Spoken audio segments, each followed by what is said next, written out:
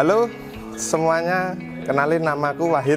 Aku adalah salah satu anggota dari tim Yacaranda UGM. Di sini aku sebagai staff dari divisi Chassis and Aerodynamics.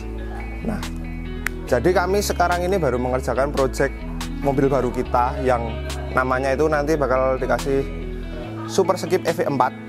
Itu nanti basicnya kita mobil listrik yang akan berkompetisi di internasional.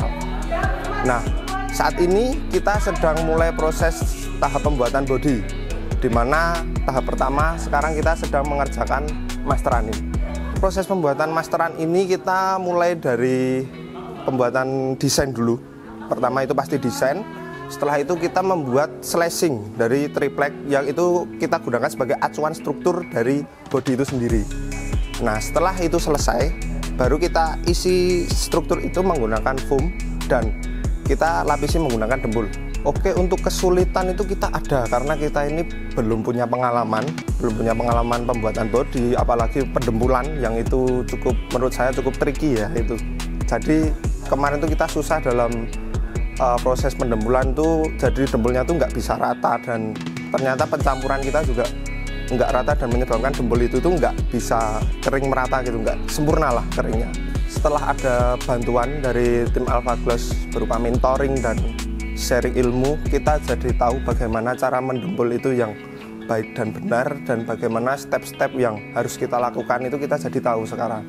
Dan ini cukup membantu kita dalam proses pendempulan ini karena tadinya kita yang kosong melompong tidak tahu apa-apa, sekarang ya jadi punya sedikit banyak ilmu lah dari tim Alpha Gloss. Ya, jadi untuk pekerjaan itu kita merasa lebih mudah dan efisien, jadi bisa lebih cepat lah mengerjakannya, tidak kerja 2 kali gitu.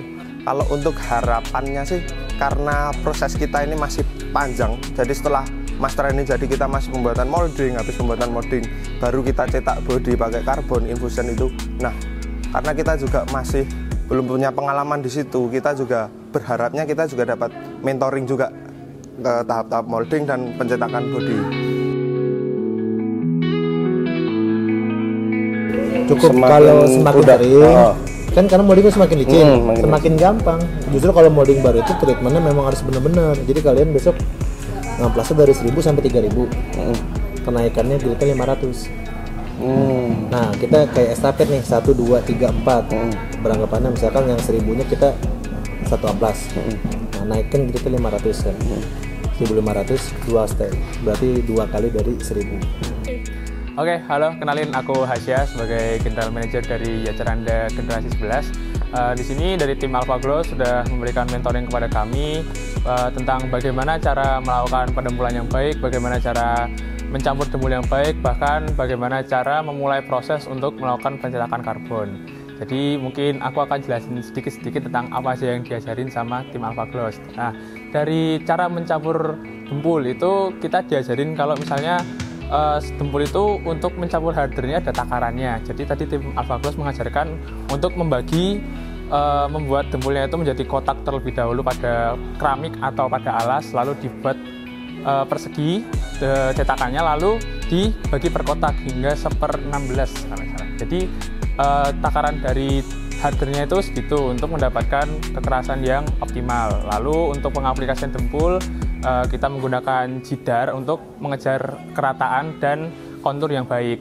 Lalu penjidaran itu dilakukan dari satu titik ke titik akhir secara lurus, jadi tidak belok-belok dan secara beraturan atau urut, jadi satu persatu.